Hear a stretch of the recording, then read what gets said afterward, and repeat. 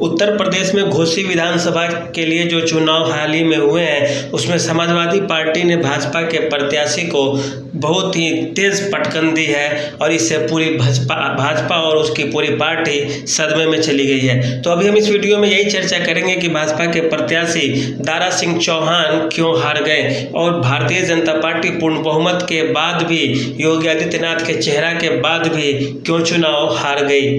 तो देखिए, भारतीय जनता पार्टी जिसे टिकट दी थी उनका नाम है दारा सिंह चौहान और सपा जिसे टिकट दी थी उसका नाम है सुधाकर सिंह। दारा सिंह चौहान के कैरियर की बात करें तो वे सबसे पहले बसपा में नेता हुआ करते थे, फिर उसके बाद वे सपा ज्वाइन किए, फिर सपा के बाद भाजपा में आए थे, बसपा के बाद भाजपा में आए, फिर भाजपा के बाद फिर सपा में गए थे, सपा में चुनाव भी जीते थे।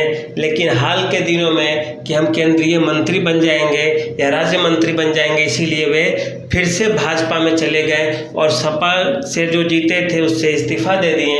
इसके पश्चात फिर से चुनाव होना था तो भाजपा के टिकट पर लड़े और इस बार फिर से चुनाव हार गए। इस तरह से उनका मंत्री बनने का सपना तो दूर ही रहा, विधानसभा का सदस्यता भी उनके हाथ से निकल गई। और यह ताज मिला किसे, जीत का ताज तो वे है सुधाकर सिंह। सुधाकर सिंह एक अच्छे खासे जाने पहचाने नेता है उस क्षेत्र के और समाजवादी पार्टी का जो कैडर वोट है हर पार्टी का होता है वो उनके पास मिला और उन्होंने इसी कारण से दारा सिंह चौहान को अच्छी खासी मात से लगभग 42,000 वोटों से पीछे कर दिया और उन्हें हार का मुंह दिखा दिया। तो अब इसमें हम चर्चा करते हैं कि वे चुनाव क्यों हार गए। तो वहाँ सबसे पहले हम उस विधानसभा क्षेत्र के समीकरण की बात करें तो लगभग वहाँ पे 4 से 4.25 लाख के आसपास वोट है।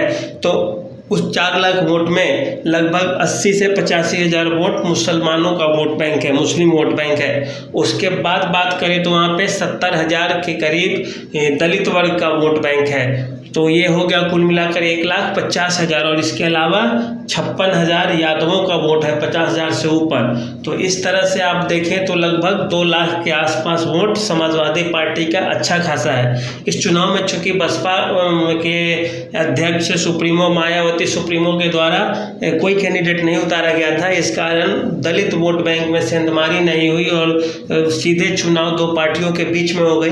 अगर मायावती खड़ा होती चुनाव में अपना कैंडिडेट दी होती तो शायद सुधाकर सिंह इतने आसानी से नहीं जीत पाते, क्योंकि मायावती के पास भी वोट का ट्रांसफर कुछ न कुछ हुआ होता।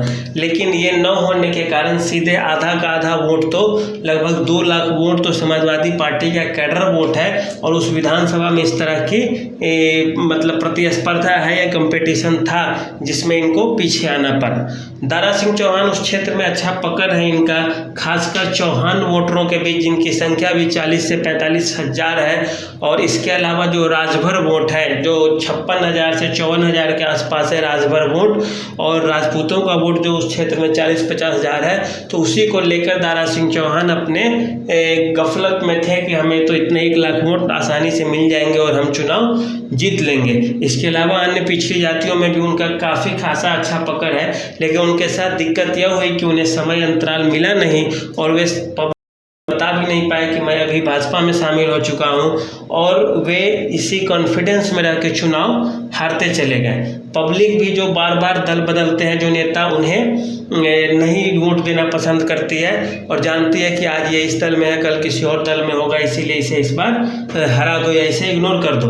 तो भारत की जो साधारण जनता थी उस घोसी विधानसभा क्षेत्र का, उनके दिमाग में यही रहा कि ये तो अभी सपा में थे फिर भाजपा में कैसे चले गए, क्यों चले गए, क्या दिक्कत हुई, तो जीते हुए थे। और एक बार अगर आप किसी क्षेत्र से जीत जाएंगे और पार्टी बदल लेंगे तो अगली बार इस बात का 90% संभावना है कि अगली बार जनता आपको वोट नहीं करने जा रही है। ऐसा इसलिए कि हमने एक बार वोट किया या बेकार चला गया, फिर दोबारा री इलेक्शन इस क्षेत्र में हो रहा है।